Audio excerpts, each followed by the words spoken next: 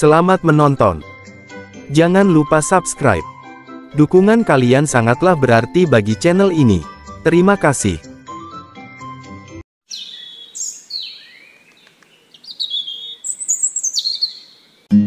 Di Indonesia, jumlah permintaan dan kebutuhan terhadap daging begitu tinggi, terutama daging sapi. Untuk itu, saatnya kami mengajak kalian untuk berbisnis ternak sapi perah maupun potong. Cara pemberian pakan sapi perlu diperhatikan agar sapi tumbuh gemuk. Bisnis sapi ternak sangatlah menjanjikan, apalagi jika mengingat kenyataannya, jumlah produksi daging sapi saat ini masih belum bisa memenuhi kebutuhan masyarakat. Di Indonesia sendiri, kaya dengan berbagai macam ternak. Salah satu hewan ternak yang memiliki banyak keuntungan, yaitu sapi. Daging sapi yang diproduksi untuk memenuhi kebutuhan pangan masyarakat adalah daging sapi potong. Sapi potong merupakan sapi yang dipelihara, dengan tujuan diambil dagingnya.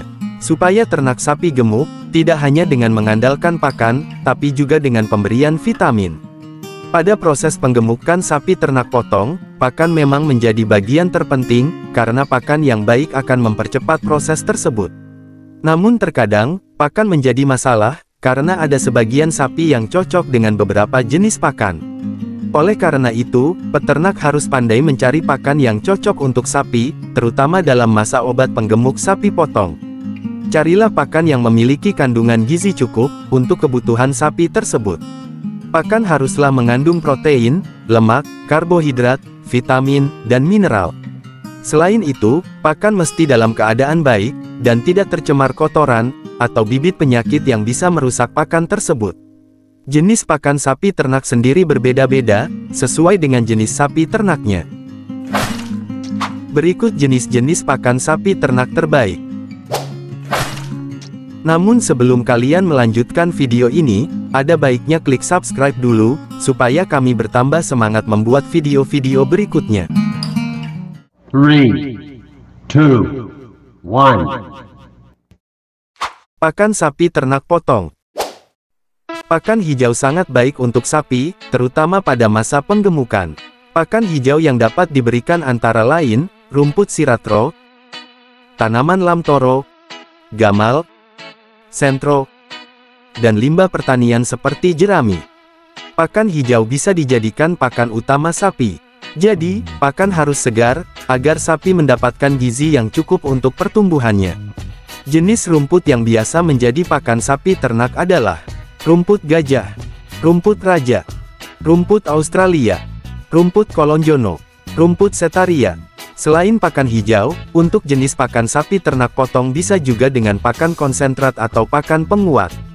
Pakan konsentrat, terbuat dari bahan dengan kadar serat kasar yang rendah, sehingga mudah dicerna oleh ternak. Konsentrat berperan penting mempercepat proses penggemukan sapi ternak potong, tetapi peternak tidak boleh memberikan pakan konsentrat terlalu tinggi, harus diimbangi dengan hijauan. Jenis ini berupa pakan olahan seperti dedak padi yang telah dicampurkan bungkil kelapa, tepung tulang, dan garam dapur. Komposisi pakan konsentrat ini yaitu 70% dedak, 30% bungkil kelapa, 0,5% tepung tulang, dan 1% garam dapur. Komposisi olahan tersebut harus sesuai, jangan terlalu banyak.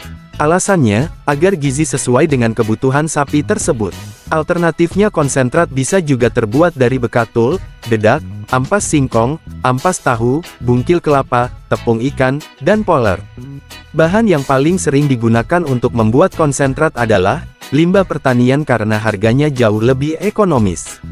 Pakan sapi ternak tambahan juga bisa diberikan pada sapi yang dirawat secara intensif, dan berfungsi untuk melengkapi kebutuhan nutrisi ternak. Pakan tambahan yang bisa diberikan adalah vitamin, mineral, urea, dan mikroorganisme. Vitamin yang paling utama untuk sapi potong adalah vitamin A dan D. Sementara itu, kandungan mineral yang penting untuk sapi potong adalah mineral C, A, dan P.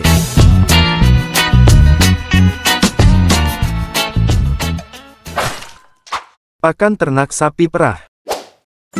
Secara garis besar, pakan untuk sapi perah diklasifikasikan menjadi 3 jenis, yaitu hijauan, kacang-kacangan sebagai makanan pokok, dan konsentrat sebagai pelengkap dan ekstra nutrisi.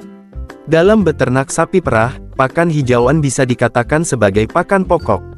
Umumnya, pakan hijauan menggunakan rumput-rumputan berkualitas sedang, seperti rumput raja, rumput gajah, rumput alam, rumput lapangan, rumput benggala, dan rumput setaria. Sedangkan hijauan berkualitas, seperti kacang-kacangan leguminosa atau gliricidia, lam toro, kaliandra, dan bangsa umbi-umbian bisa jadi pilihan utama. Penggunaan pakan hijauan sifatnya wajib. Paling tidak sekitar 60-70% harus ada di dalam pakan ternak sapi perah, di samping pakan tambahan. Tetapi tetap harus diperhatikan, jika pemberian hijauan terlalu banyak, bisa mengganggu pencernaan yang bisa berdampak pada badan sapi kegemukan, yang akan mengurangi efisiensi produksi susu sapi, bahkan bisa menyebabkan kematian, karena displasia abomesum. Di samping penggunaan makanan pokok, perlu juga ditambahkan pakan tambahan sebagai sumber nutrisi ekstra atau mikro.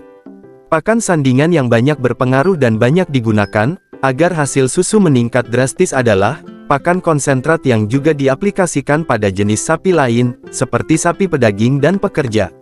Pakan sapi perah jenis konsentrat, tentunya memiliki komposisi yang berbeda dari komposisi untuk sapi pedaging.